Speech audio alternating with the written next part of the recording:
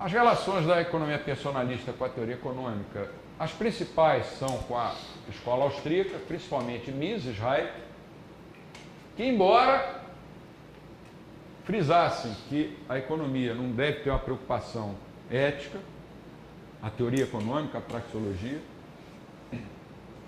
toda a teoria econômica que eles escreveram se encaixa nos princípios, ou em quase todos os princípios básicos da economia personalista.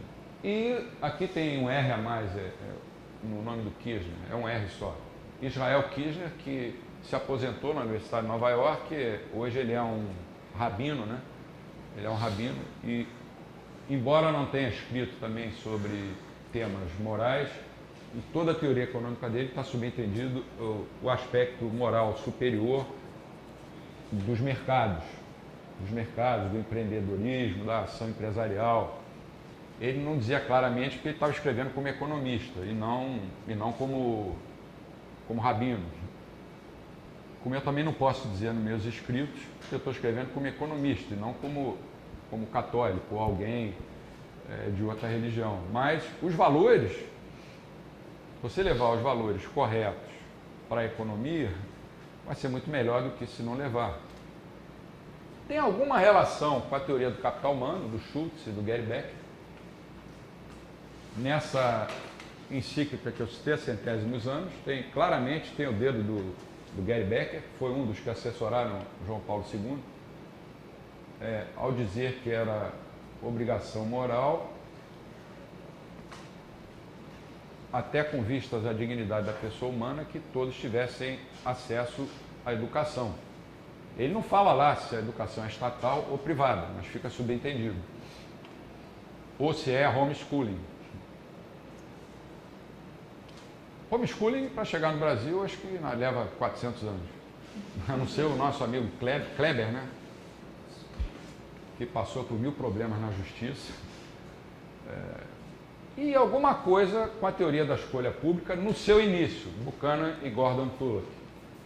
Porque a teoria da escolha pública, de uns tempos para cá, foi invadida também pela esquerda. Claro, o Buchanan e o Tullock levaram a teoria econômica para explicar as escolhas públicas. Que teoria econômica eles levaram? Eles acreditavam em mercados livres. Mas quem não acredita em mercados livres também pode pegar essa sua teoria econômica e levar para analisar o sistema político. Então a teoria da escolha pública ficou, sei lá, uma espécie de arco-íris. Hoje os membros dessa escola você encontra gente que defende mercado e gente que é totalmente anti-mercado. Então a gente tem 4 princípios que devem reger uma sociedade livre e virtuosa. Primeiro é o respeito irrestrito à dignidade humana. O bem comum, a solidariedade. Solidariedade aí pressupõe também, todos eles, né? Pressupõe liberdade. Eu não posso ser solidário à força. E a subsidiariedade, que talvez desses 4 aí seja o que tem mais a ver com a escola austríaca de economia. O princípio da subsidiariedade. Que no Brasil é um grande desconhecido. Eu acho que um dos maiores problemas da nossa organização social, política, econômica aqui no Brasil é a falta de subsidiariedade.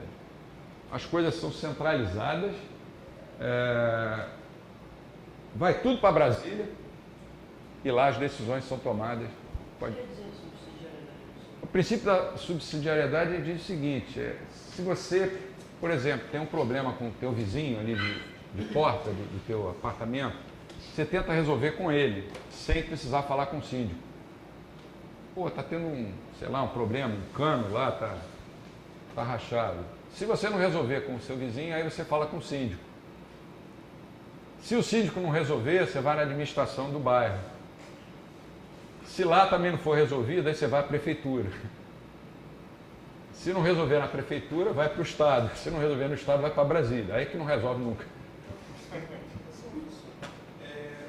é o seguinte, o princípio da subsidiariedade, ele na verdade é o aspecto prático de um outro princípio muito importante dentro do libertarianismo, da escola austríaca em geral, que é o princípio da soberania individual. a partir da soberania individual, ou seja, que o homem ele é um fim em si mesmo, que ele é o dono de si mesmo, é que você, por conta de um convívio social, você vai abdicando parte dessa soberania para outras entidades para resolver conflitos. Mas a soberania vem de você, não vem do Estado de cima para baixo. Ele vem de você, de baixo para cima. De baixo para cima. E isso está em pleno acordo com o conceito de dignidade da pessoa humana, que é a liberdade individual, do jeito correto. Como enfoque na soberania individual. Que é o jeito correto que a gente, né, nós achamos que deve ser, e não o que o pessoal da esquerda aí, quando eles falam em dignidade humana, eles falam outra coisa. A subsidiariedade foi uma das causas do sucesso dos Estados Unidos, quando as 13 colônias se reuniram, fizeram uma república federalista mesmo. Subsidiariedade significa o quê? Descentralização, né?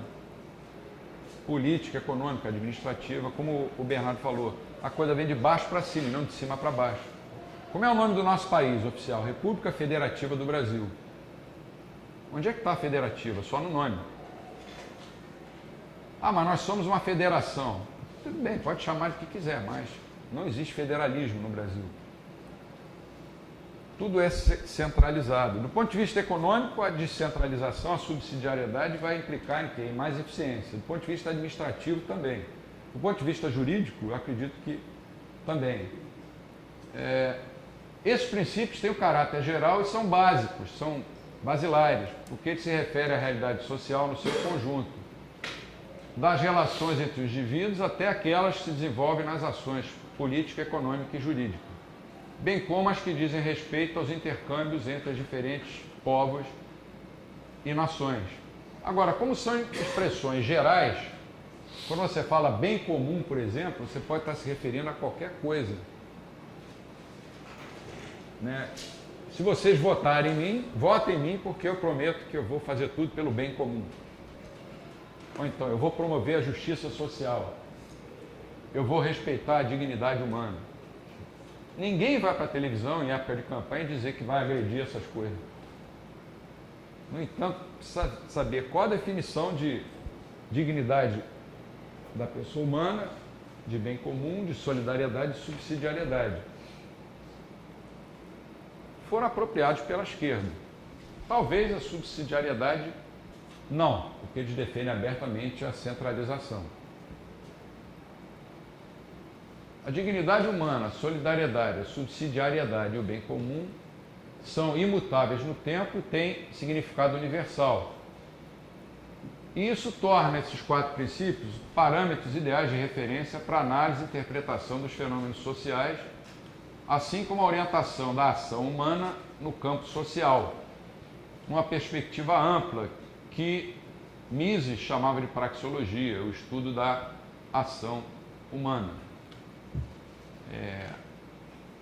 Você pode mostrar que mercados livres, usando o método da praxeologia, mercados livres, na verdade, eles atendem aos 4 princípios. Aos 4 princípios. Mesmo que você defina até, se quiser, bem comum, numa perspectiva utilitarista. Mercados livres vão gerar mais riqueza, as pessoas vão ficar melhor de vida, que não é um enfoque, pelo menos não é o único enfoque que a gente deve usar. Mas dignidade humana está implícita no conceito de liberdade, que o Mises e os austríacos defenderam durante todas as suas vidas. Solidariedade, lembra do exemplo que eu dei? João e Maria, uma tinha um terreno, o outro queria construir uma oficina. Aí apareceu José, comprou o terreno e vendeu por um preço mais caro para o outro que queria construir uma oficina. Esse cara foi solidário com os outros dois, embora tenha ganho dinheiro. Solidariedade não é só a gente pegar dinheiro e dar para um pobre pedindo esmola ou ajudar uma instituição de caridade. Os mercados em si têm essa característica de solidariedade, até porque eles transmitem informações.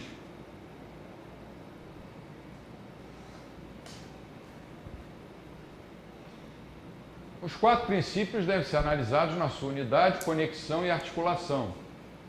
Cada um deles requerendo a presença dos outros 3 para que se possa tentar promover uma articulação da verdade na sociedade.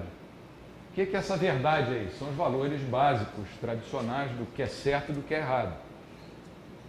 Agora, essa verdade não pode ser imposta, como, por exemplo, essas repúblicas islâmicas, né?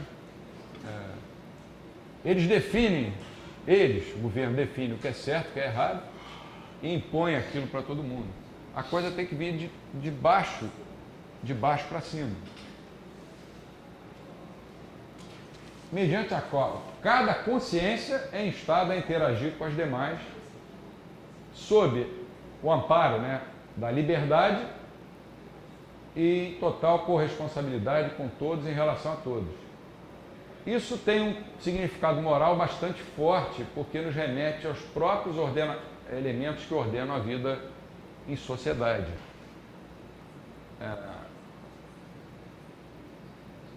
A dignidade humana no Brasil. Pensa no sistema de saúde pública brasileiro. Se ele tem alguma relação, mínima que seja, com o conceito de dignidade da pessoa humana. Sistema público de saúde. Pensa no SUS. Pensa no sistema educacional. A solidariedade. Teve uma enchente lá na terra do Christian, lá em Friburgo. Juntaram mantimentos. Legal, solidariedade. Saiu um caminhão, foi até aqui da universidade. O caminhão saiu, chegou no meio do caminho, o motorista do caminhão desviou o caminhão e todos os mantimentos que eram para atender os flagelados foram atender a outras finalidades. Esse é só um exemplo que eu estou dando, mas vocês podem encontrar milhares aí. Subsidiariedade não existe no Brasil. Praticamente nós vivemos numa economia planificada.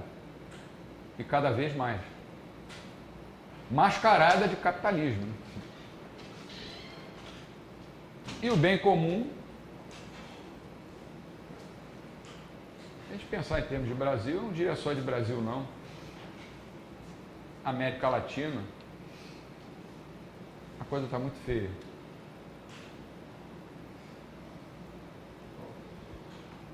Os valores.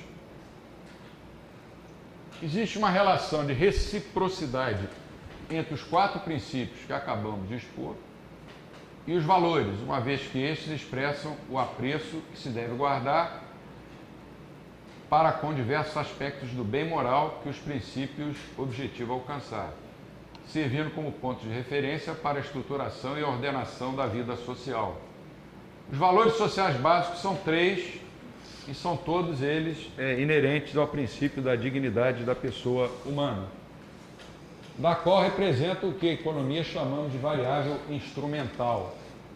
Quer dizer, a dignidade da pessoa humana vai se instrumentalizar através da verdade, da liberdade e da justiça. Ninguém pode ser contra isso, né? O problema é o que é verdade, o que é liberdade, o que é justiça. E as instituições básicas são 3 de uma sociedade virtuosa: o Estado de Direito, a economia de mercado e a democracia representativa. Com todas as críticas que a gente tenha a essa ideia de que a democracia generalizada, de que a democracia, mesmo no longo prazo, ela acaba resolvendo todos os problemas. O que não é verdade. O que não quer dizer também que a gente possa defender ditaduras. Mas a democracia, por si só, é insuficiente. O conceito de Estado de Direito, né, o Bernardo e Patrick aí podem expor até melhor do que eu. Também é um conceito usado à torta e à direita, como o conceito que virou moda no governo atual e no anterior, o conceito de esta é uma decisão republicana.